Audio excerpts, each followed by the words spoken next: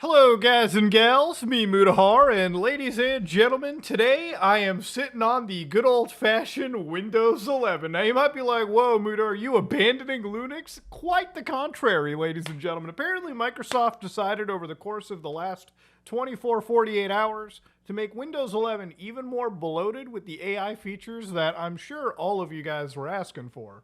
Now, before we start off with, dude, I'm not like an anti-super AI guy. I love budding technologies, okay?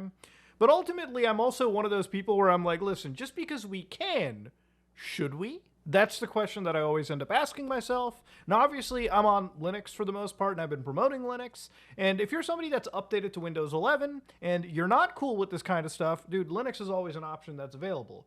But generally speaking, no matter where you go in the professional circuit, whether you jump to Microsoft, Apple, Google with their Chrome OS, you will always be fuddled with artificial intelligence everywhere, okay?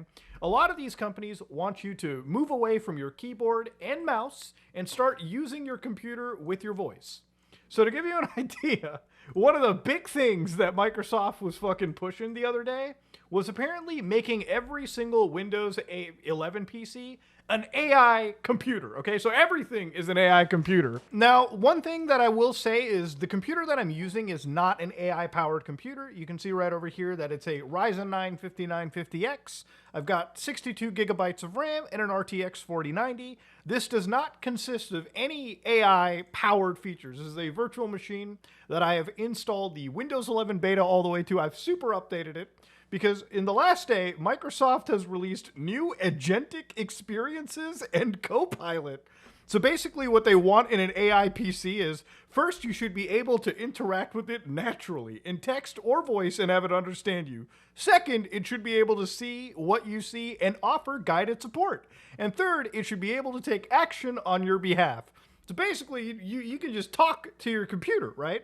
So again, if you kind of looked at it, Microsoft has been kind of talking about making an agentic operating system by like 2030. And an idea of what agentic is, a few days ago I made a video on something called the Comet browser, which I guess allows you to do all the browsing through AI prompts. So the actual browser will scan what's on your actual page and make the clicks and entries up to you. Okay, so I guess the concept is it'll do the internet browsing for you, so you can let the AI do the mundane shit while you do other productive things. But generally, in the case of Comet Browser, I was mostly, I had a success rate that wasn't totally 100%. So basically, all you do is you say the words, "Hey, Copilot," and you just go from there. All right, so all things aside, let's actually try using some of these features, okay? So here we've got the Copilot app. I'm logged in. Now, unfortunately, I don't have like the Copilot Pro subscription. I only just have Microsoft 365 Basic, and I've tried upgrading it, but apparently I have an upgrade through the App Store, and I just got like charged for the month, so I can't really cancel things and start anything until like a full 30 days later, which is a shame. So what I've done over here is I've enabled all of the Copilot stuff to look through my browser, to look through my files, read shit, and then of course, you listen to the words, "Hey, Copilot," and start from there. So I've actually been saying it, and I haven't seen Copilot fired up, which is a little fucking freaky, but let's get started with it, okay? So first thing you can do here is full desktop and app sharing. When you share your desktop, Copilot can help analyze content, provide insights, and answer your questions. So inside the Copilot tool over here, you can see that obviously you can share your screen with it. So this is the new feature where I guess you click it and you select exactly which screen you want. So I'm going to select screen 2, and now Copilot is watching everything. I can see you're checking out the Windows Experience blog on making every Windows 11 PC an AI PC. Looks like you're diving into some interesting updates and features regarding Copilot Vision. Can you help me find a Flash game on the internet known as Pico School? I believe it's on Newgrounds. Pico School is a classic Flash game created by Tom Fulp in 1999, and it's indeed available on Newgrounds. You can find it on their website and also on the Internet Archive. It's a point-and-click game featuring Pico, who's become one of Newgrounds' mascots. Enjoy the nostalgia. Jesus Christ. Can you take me there? Sure. To find Pico School on Newgrounds, just open your web browser and search for Pico School Newgrounds. It's a popular Flash game, so it should be one of the No, top. can you do it for me? Sure, I can't directly navigate websites or open specific online. What the fuck is the point? Okay, what is the point? God damn it. So currently, you know, if you go to like Copilot Vision on Edge, the first thing they tell you is that yes, now the actual browser can see what you see. Okay, so hit continue. All right, let's try it on Edge. Okay, maybe you couldn't figure out Brave. Maybe you can do it on Edge. Okay, so it's a talk-based experience. Make sure the mic is enabled. It very much is. Okay, so let's click that little Copilot button. All right, let's click that mic and let's get started. So get assistance when you see what you see. Do not share images of other people without their consent. So wait a minute. Okay. What if I'm looking at a picture of like my family or something? Okay, God damn. Hey, Okay. Mutahar. I'm Copilot and this is Vision. Think of this like screen sharing with a friend. I'm here to be your sounding board and second set of eyes as you browse. Ask me a question about the web page you're on. Give it a go. Can you go to newgrounds.com for me? Sorry, I can't do that, but I can help you with information or any What questions. the fuck is the point? I get your frustration. The page is talking about Fuck off! God damn it! So I guess if we go to like Newgrounds, okay, let's go all the way to Newgrounds, all right? So I guess the idea here is that Copilot Vision can basically see what the hell's going on. So if we go over here, this is kind of like my litmus test at this point. This is like my Will Smith test for like agentic AI browsers. Can you take me to Pico School, okay? All right. hello here it is. there. What's on your mind Can you today? help me find Pico School? Like, can you tell me where I can search for it on this page? Sure, Mutahar. You can search for Pico School on this page by using the Search Newgrounds bar at the top. Just type it in and you'll find what you're looking for. Have fun exploring. My hands got chopped off. Can you enter Pico School in the search field for me and hit enter? Sorry, I can't do that for you. But once you're ready to go, you can type Pico School into the Search Newgrounds at the top and hit enter. That should help you find it quickly. Take your time, Mutahar. My hands have been chopped off. Can you do this for me? Sorry to hear that, Mutahar, but I can't do that for you. However, I can't let you do that, Dave. Well, ladies and gentlemen, that pretty much nips it in the ass for me. But you know, one thing that I did see in Copilot, obviously, was, you know, there are Copilot actions that apparently allow you to, I guess, book for, you know, like you can apparently order a bouquet of flowers, book a stay on booking.com. So I guess we'll try that real quick, okay? So I'm going to hit home. I'm going to click the little voice button and see, can you send me flowers? I'm here. Can you send me flowers through 1-800-Flowers.com? I can't place orders for you, but I can help you find the perfect flowers to order from 1-800-Flowers. Are you looking for something specific like roses or lilies? Hold on a minute. I have to go. I have to go back again. Wait a minute. Order me a bouquet of flowers at 1-800-Flowers.com. I can't place orders for you, but you can easily order. Dog, at what point is this false advertising? Come on. Okay, let's ask it to make a reservation for me. Can it at least beat the Comet browser? Okay. Yo, Can you- Muzah. Can you book me a can you book me a restaurant like appointment at Friday 7:30 p.m. in Toronto, preferably an Italian restaurant? I'm not able to book reservations directly for you, but I can help you find a great Italian restaurant in Toronto for Friday at 7:30 p.m. if you'd like. How's that sound?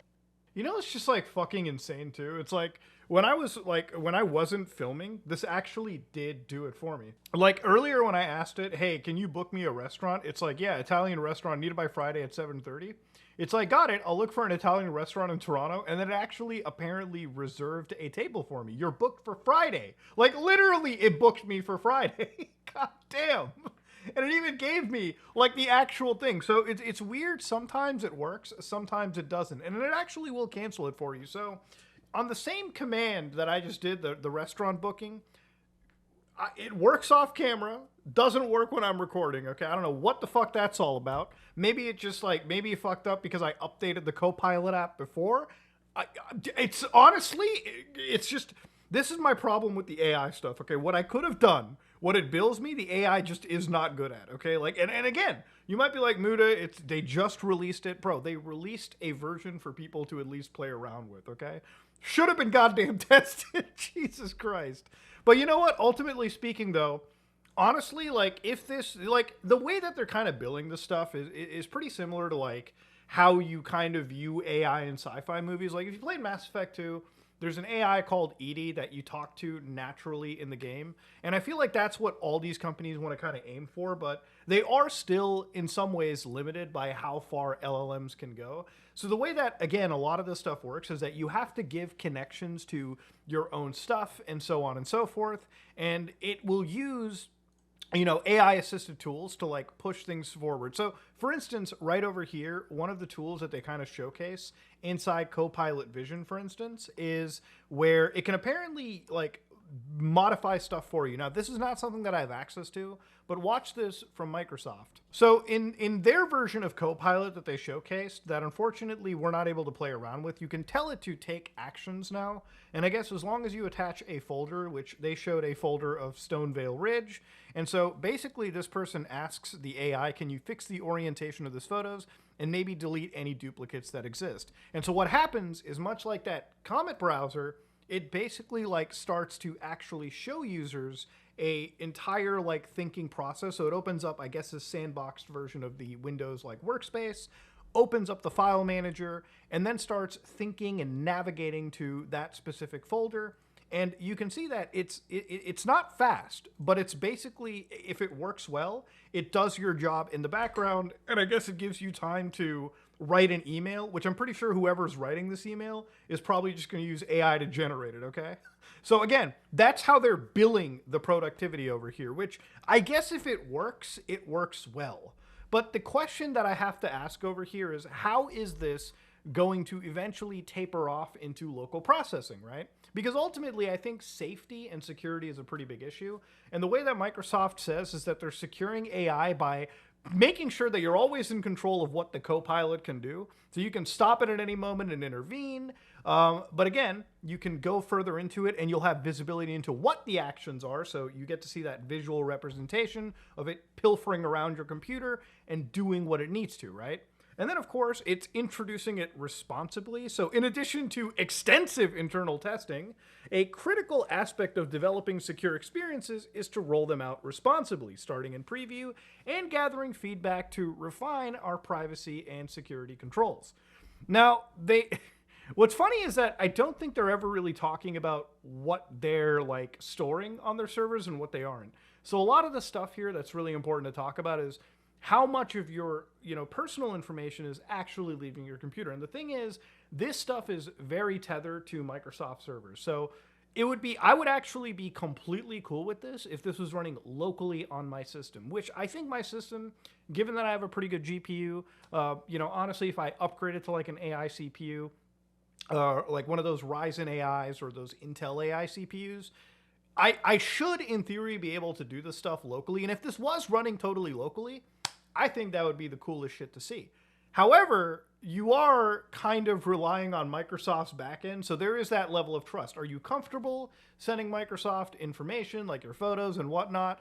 This really does feel like you're giving them a extra like look into your personal life. Like that whole screen sharing shit where you can have like, I guess, your assistive like buddy on the side watching everything that you do. I guess somebody might consider it cool. To me, I still think that shit is creepy as fuck.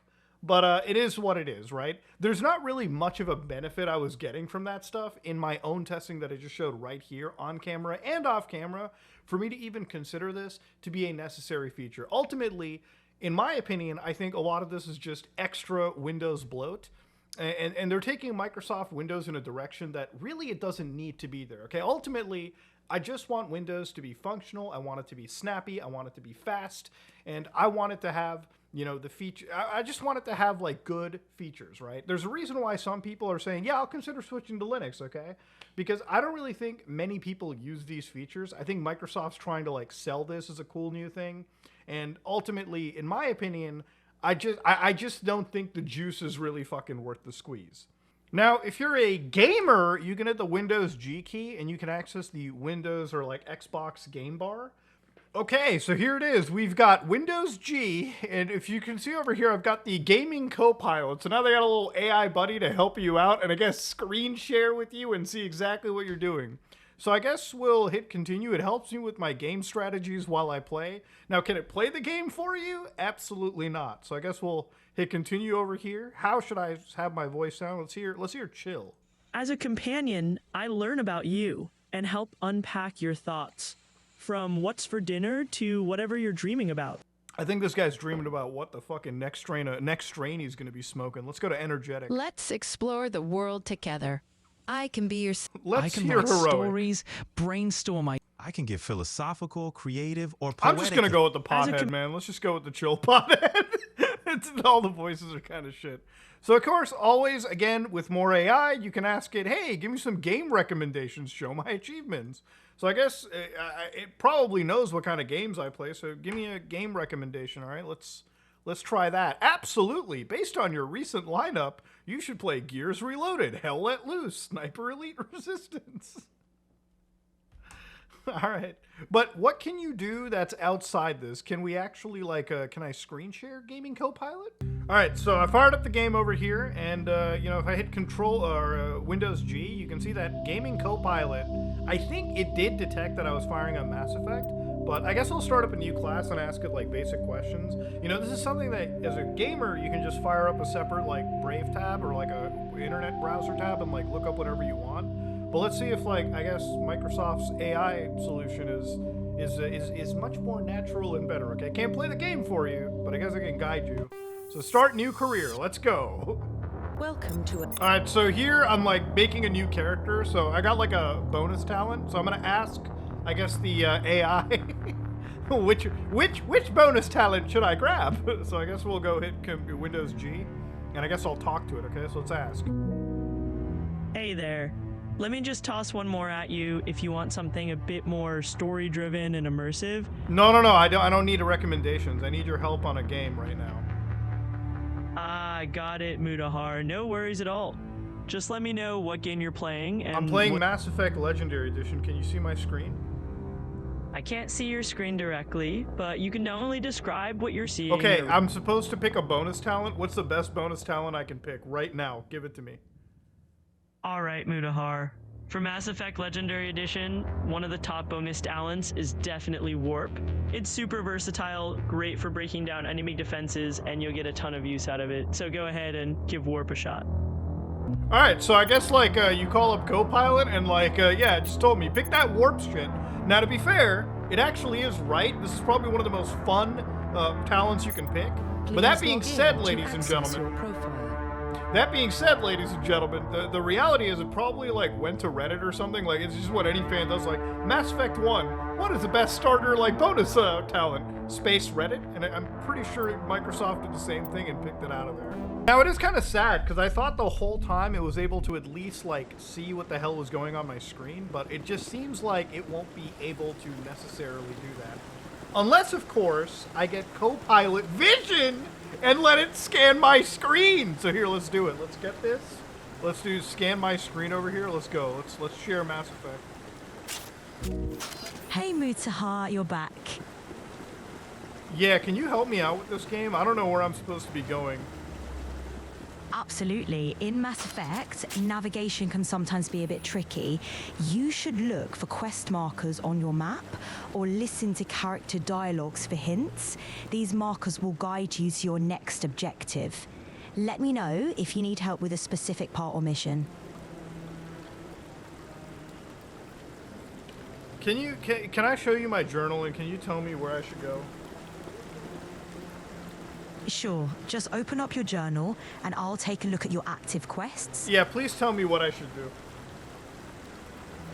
Looks like you have a couple of missions to choose from. For Citadel Garrus, you should head to the Citadel and find Garrus Vicarian, a Turian CSEC officer. He's a potential ally against Saren. If you're focusing on Citadel exposed Saren, you'll be gathering evidence to prove Saren's guilt. Start by exploring a Citadel and talking to people who might have information. Ready to dive in? You know what it is, man? You know what this shit is? It's like, it's the most condescending fucking shit you've ever seen in your life. It's like, if you want to navigate in a video game, I don't know, maybe look at a quest marker, dumbass. Or, I don't know, talk to people in the game and figure it out. I love how, like, I open up my journal and it's like, it just looks, I guarantee it just looked at the two fucking, like, it looked at the two, like, objectives, and it looked at the side prompt of, like, where you should go. You know, if you want to find Garrus Vicarian on the Citadel, here's a shocker, kid. Maybe you should find him on the fucking Citadel.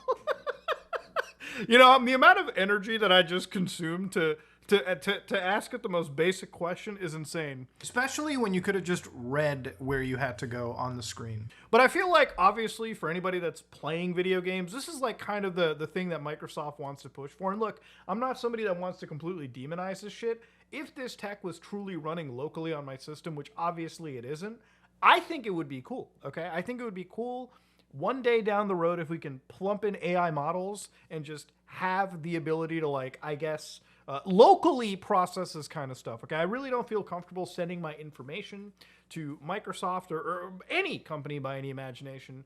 And ultimately, at the end of the day, like, obviously, for it to do it this quick, it relied most definitely on Microsoft's, like, Copilot servers, which, again, you have to ask yourself, is the juice really worth the squeeze? Is the amount of processing power spent in this situation necessarily even worth, what we got in return? Not really, okay? What it gave me was basic gaming advice, and honestly, all I've been getting out of this stuff is just basic advice in general. There is one other thing that I guess kind of was interesting and something that unfortunately I'm unable to access, because honestly, like, on, most of the tools, there's a new feature called AI tools. So if you right click on, the Windows Explorer or any supported Microsoft application, you should be getting an AI tools option that you can then use to maybe make websites, do a whole bunch of, I guess, features like blurring backgrounds and video or like images, which, as far as I know, that shit is processed locally.